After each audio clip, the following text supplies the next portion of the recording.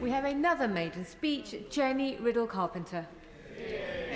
Thank you, Madam Deputy Speaker. It's an honour to deliver my maiden speech in this debate, and may I start by congratulating my honourable friend, the member for Burton and Ooch, or Yoxter, as I believe, for providing such great insight and a touching story of the constituency. Madam Deputy Speaker, it's an honour and an incredible privilege to stand here today as the Member of Parliament for Suffolk Coastal, a seat which, for the first time in its history, now has a Labour MP. My journey to this place is in no small part down to the dedication and hard work of the incredible local Labour Party, an army of dedicated volunteer campaigners who believed it possible when few else did. They worked tirelessly with a dedication that has inspired and moved me beyond words. I would like to put on record my gratitude and thanks to each of them for the work that they did, not just in Suffolk Coastal, but beyond Suffolk as well. I take over this seat from the Right Honourable Dame Therese Coffey, who represented it since 2010. I would like to thank her for her service to Suffolk Coastal. I know that for Dame Therese, this election came at a particularly challenging time for her and her family, and I know that it can't have been an easy campaign to fight. Madam Deputy Speaker, I wish her and her family the warmest of well wishes. I'd like to pay tribute, if I may, to Dame Therese Coffey's predecessor, the Right Honourable Lord Deben, known well to this House as John Gummer. Lord Deben is, despite our own political differences, someone I look up to as a role model for what a dedicated and committed constituency MP looks like.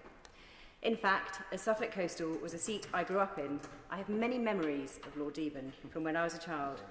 At schools, at fetes, at many events, it always seemed impossible to meet someone who didn't know or hadn't met the Right Honourable John Gummer. And to this day, he remains a dedicated champion for my constituency. He has been forthright and a vocal advocate for the environment for many decades and long before it became fashionable. I look forward to taking this work forward myself here in Suffolk Coastal, and I give a similar commitment to protecting the environment, making sure we improve nature, increase biodiversity, and do more to clean up our rivers and seas. Madam Deputy Speaker, when I say it is a privilege to represent this incredible place of Suffolk Coastal, it is a statement that I do not make lightly. For me, this is a deeply personal responsibility, because I'm not just a new MP, I'm also a local MP. Suffolk Coastal is where I was brought up.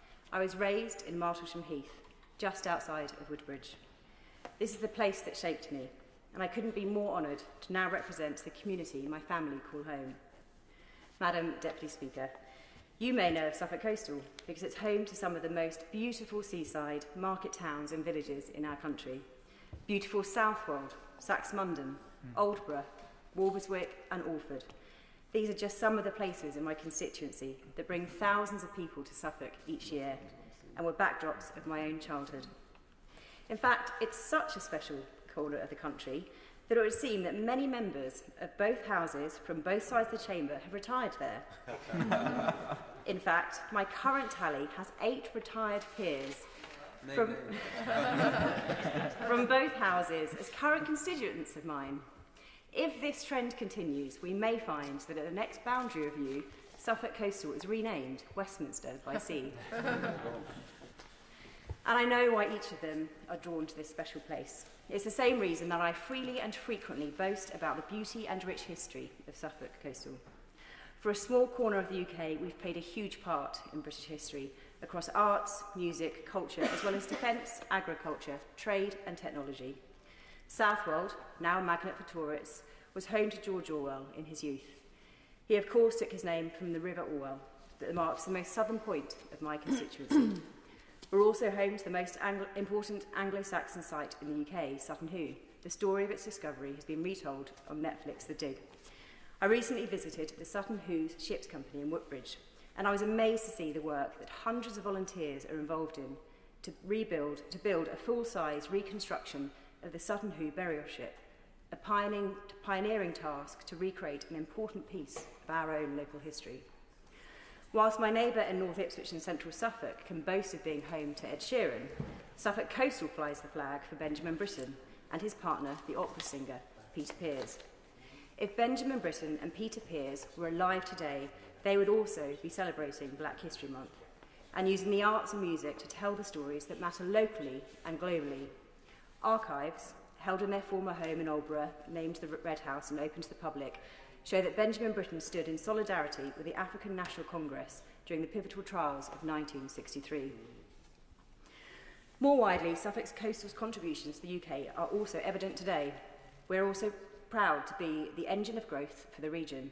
We're home to the Port of Felixstowe, the United Kingdom's largest container port, and we also boast of being home to BT's Astral Park, a national centre of digital innovation with over 150 businesses in the tech cluster. Though we're proud to host big businesses, we also have a unique entrepreneurialism that is deep-rooted in each of our communities. Across Felixstowe, Leiston, Saxmundham, Woodbridge and beyond, we have a strong community of business owners and entrepreneurs. In fact, across the Suffolk coast, last year we saw 54% growth in micro-businesses, over 10 times the national average. But for all its charm and beauty, there is much that lies beneath, hiding in plain sight in our beautiful seaside towns and charming villages. We have a send crisis, no less severe in Suffolk Coastal than across the rest of Suffolk and east of England.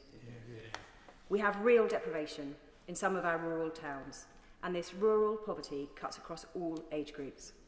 We have young families struggling with the cost of living, people struggling to access work and stay in work. And we have an older population, often isolated in rural communities with few or no bus services to connect them to the amenities and health services that they need most. Madam Deputy Speaker, next week is my mum's 80th birthday. But she doesn't know that we'll be celebrating her, and she doesn't know that I'm giving this speech here today, or indeed that her daughter is the MP for the place that she called home for so long. Madam Deputy Speaker, she has no idea that I'm advocating for greater support for the disease that has taken her from us. In Suffolk Coastal, we have one of the highest rates of dementia in our country.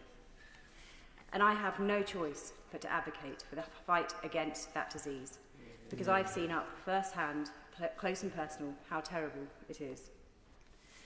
2 years ago, I had to make the heartbreaking decision to move my mum into care, to pack her bags and drive her to her first care home.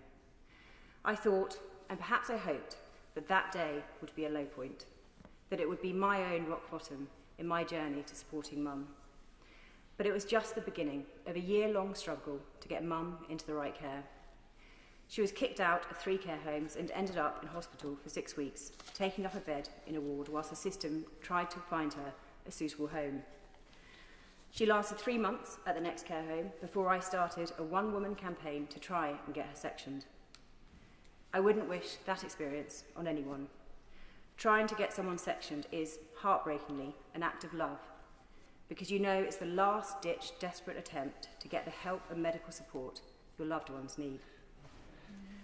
Luckily today, that's all behind us, and mum is now safe and well cared for in a care home.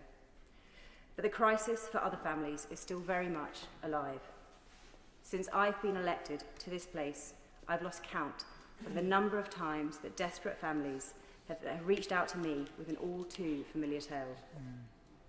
Madam Deputy Speaker, it's these things that fuel my determination to make every day in this place count, to make sure I speak up for those that have been forgotten, left behind, or don't have a voice to speak up for themselves.